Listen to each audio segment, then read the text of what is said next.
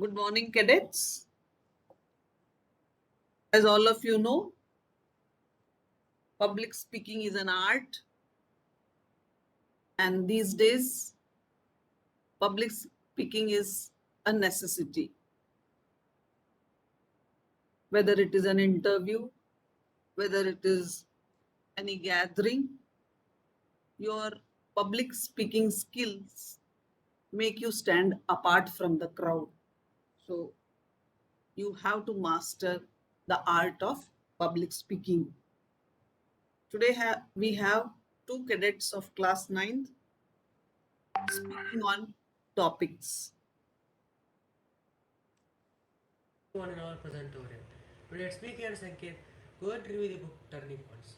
Turning Points is the autobiography of APJ Abdul Kalam, who was the 11th President of India from 2002 to 2007. He was a recipient of Padma Bhushan, Bharat Ratna and Padma Vibhushan. APJ Abdul Kalam's contribution to the country is immense. He was chairman of ISRO and the key person along with Vikram Sarabhai who launched the first satellite launch vehicle of India from a temple which was carried from a bicycle. He was an aeronautical engineer by profession and the chairman of DRDO, also known as Defense Research Development Organization. APJ Abdul Kalam's book Turning Points is the next book of Wings of Fire and the previous book before India Vision 2020. APJ Abdul Kalam's book Turning Points is a very inspirational book for many of the young Indians and a very good book for beginning readers. APJ Abdul Kalam met his last test 2015 March. Thank you.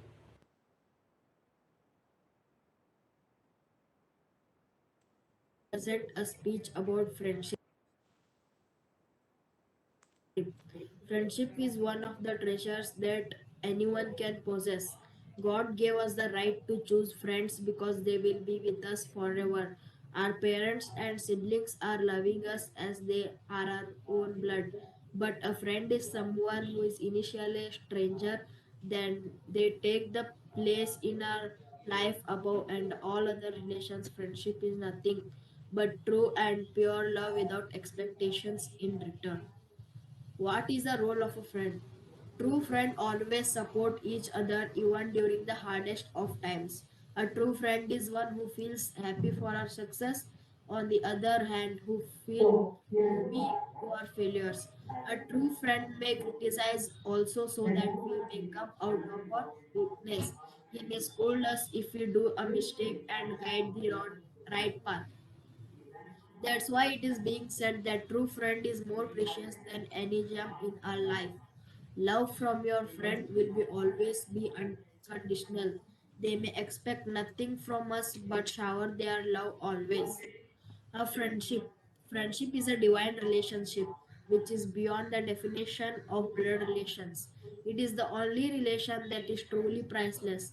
We may acquire all kinds of pleasures by putting our effects, but even then, life may remain dull without having some to share our life with some true friends.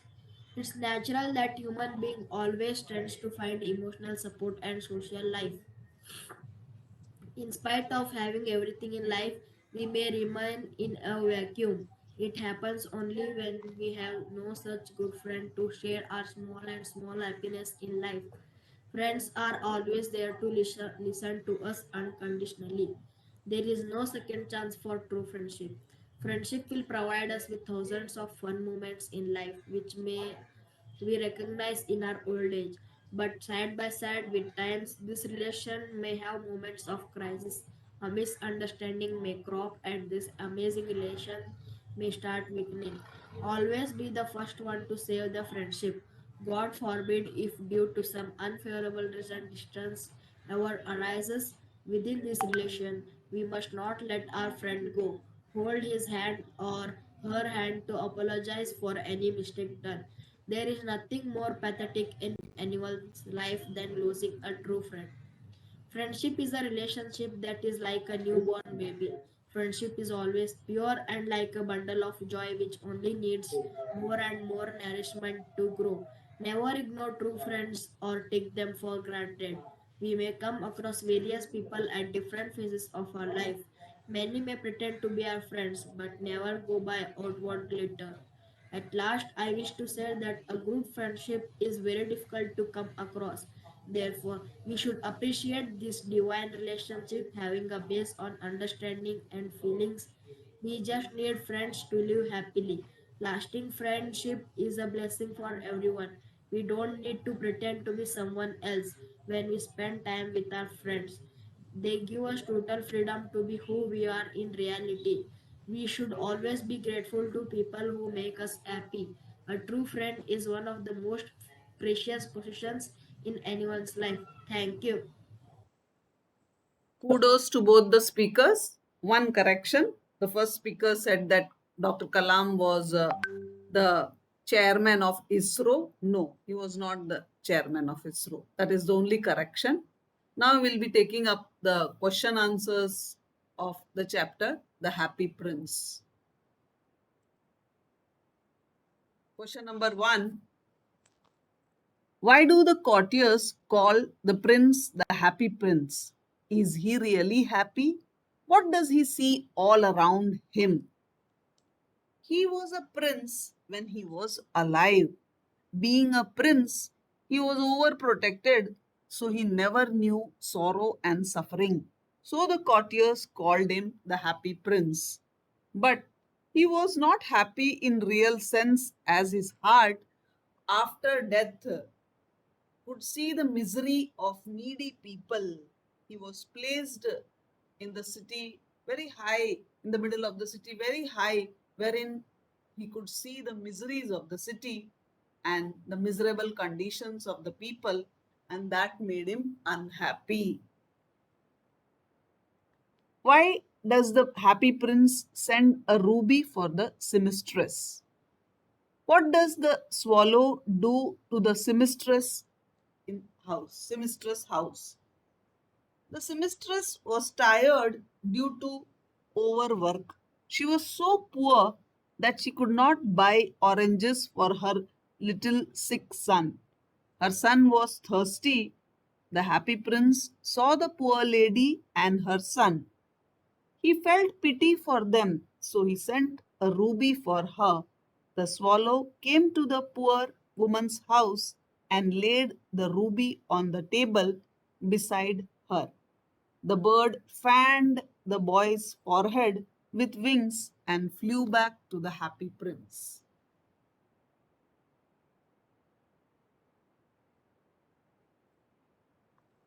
Question number 3. For whom does the prince send the sapphires and why? The playwright was very poor. He was incapable of buying food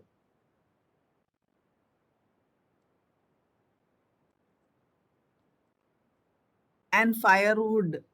The prince sent the sapphires for the playwright so that he could finish a play for the director of the theatre in time. The prince sent his second sapphire to the poor match girl.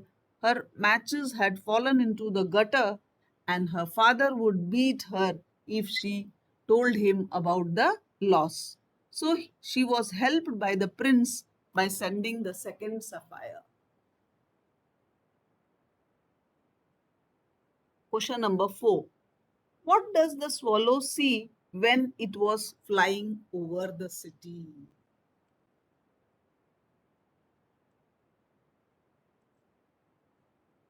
The swallow saw all categories of people, rich, poor, below poverty line, many sights the swallow saw. He found the rich were making merry in their beautiful houses and beggars were begging sitting in the gates.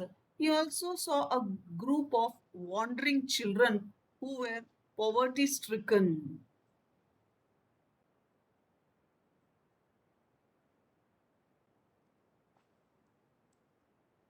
Why did the swallow not leave the prince and go to Egypt? At first, the swallow was willing to go to Egypt just after discharging his duty properly because all his friends had gone. But when he saw Prince's activities of charity is donating and helping others, and kindness, he got impressed. And so what happened?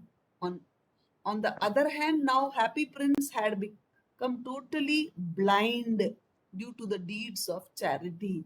So in this condition, after donating the sapphires, the swallow understood that the statue of the Happy Prince was helpless as he was blind. So he decided to leave the idea of going to Egypt and serve the prince.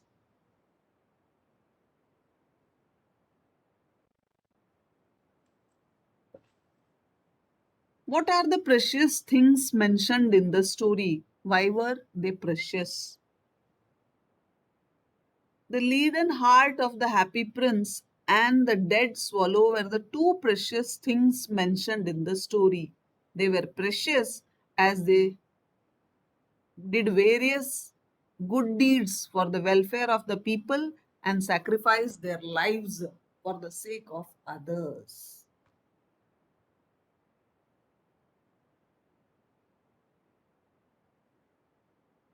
The little swallow says, "It is curious, but I feel quite warm now, although it was cold."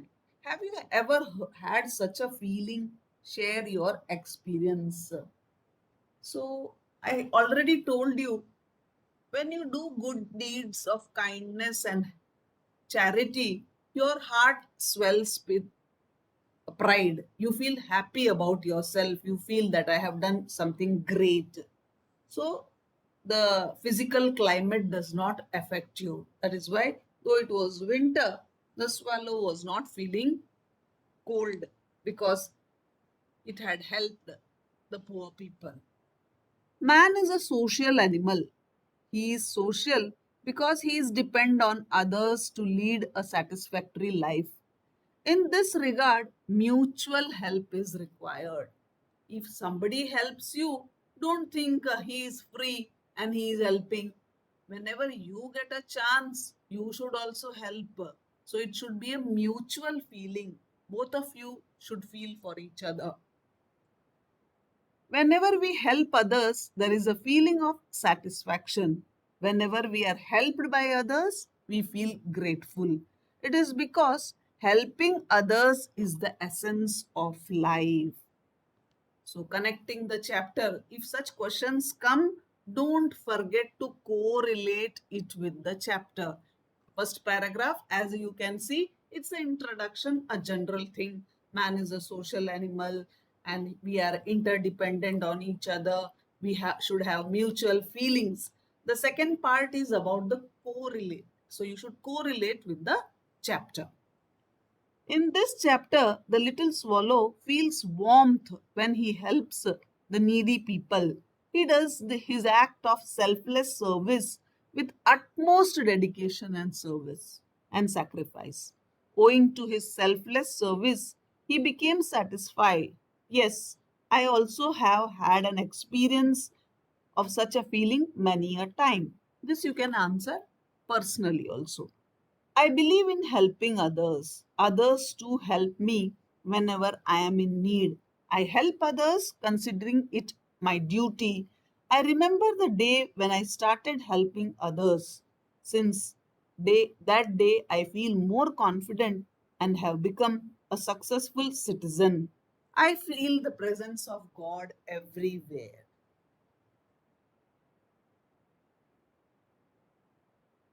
Now we have the short answers. Why did the swallow cry when the happy prince asked him to pluck out the sapphires? So the swallow cried because the prince asked him to pluck the sapphires, and this would make the prince blind. The prince himself suffered too much so as to help the poor and needy people. Where was the swallow going? Why did he decide not to go there? The little swallow was going to Egypt to join his friends. The happy prince looked so sad that the swallow decided to stay back and be his messenger. The swallow died helping the happy prince in the service of the poor people. What were the drops of rain actually? Why did they fall? The drops of rain were actually the prince's tears, happy prince's tears. The happy prince was sad and was moved by the widespread poverty and misery in his city. He had always seen happiness around him in the palace. Nobody told him that there is so much misery. He could not fathom that people were sick. So he could not imagine also this much sickness, misery, and crying and sadness is there. Because of the misery around him, he was very sad and there were tears. Describe the statue of Happy Prince as in the beginning. Yeah, there is two versions of the Happy Prince. At the beginning of the story, the statue was fixed on a tall column full of thin leaves of gold on the body, had two sapphires for eyes, and it had a large red ruby fixed on the hilt of the sword. How did the happy prince help the poor children in the city?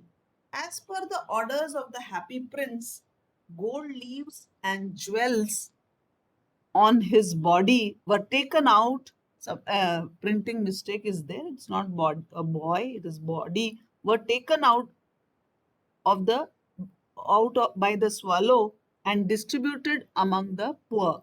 Thus, Happy Prince was able to help the poor children in the city. This question we did. There, what are the two precious things? The two precious things were the leaden heart of the happy prince and the dead swallow, because they helped the poor people and it was a noble cause. Both of them sacrificed their lives. How did he help the seamstress? So the happy prince asked the swallow to take the ruby out of his sword and give it to the seamstress because her son was sick and he wanted to eat some oranges. Playwright question also we have done. The playwright was very poor. He could not buy wood or firewood and it was difficult for him to write a play without anything.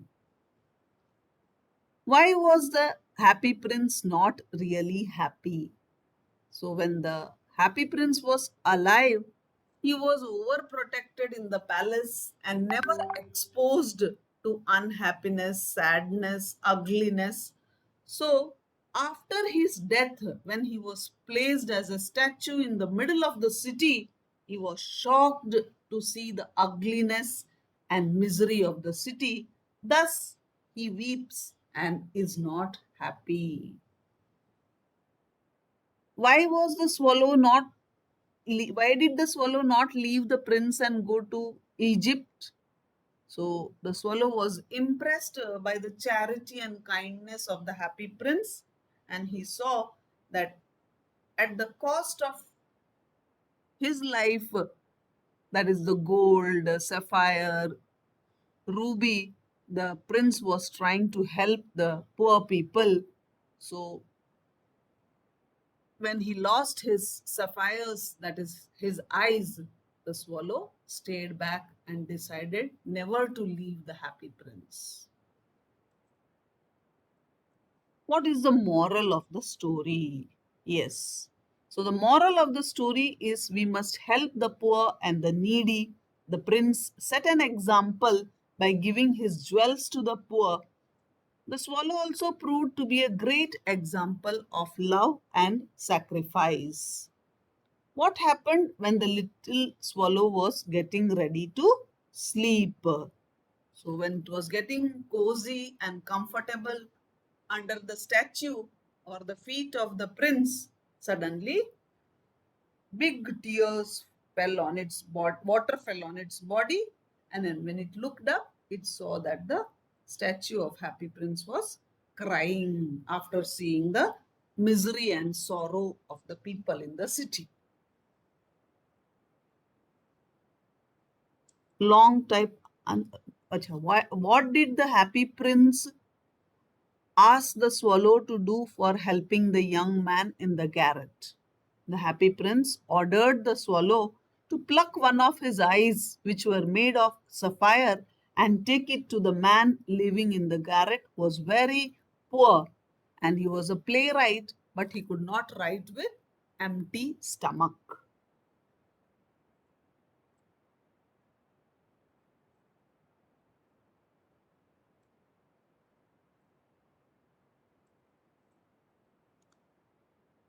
How did the little swallow carry out the wishes of the happy prince? The swallow wanted to go to Egypt like other friends who had already gone. He had rested at the base of the statue of the happy prince for just a night. He postponed his trip as he wanted to carry a ruby to the needy playwright and another seamstress. When the happy prince gave the sapphire from his eye to the match girl, he became blind. So the swallow decided to stay there and help the needy just like the prince. The swallow died carrying out the wishes of the happy prince in the service of the needy.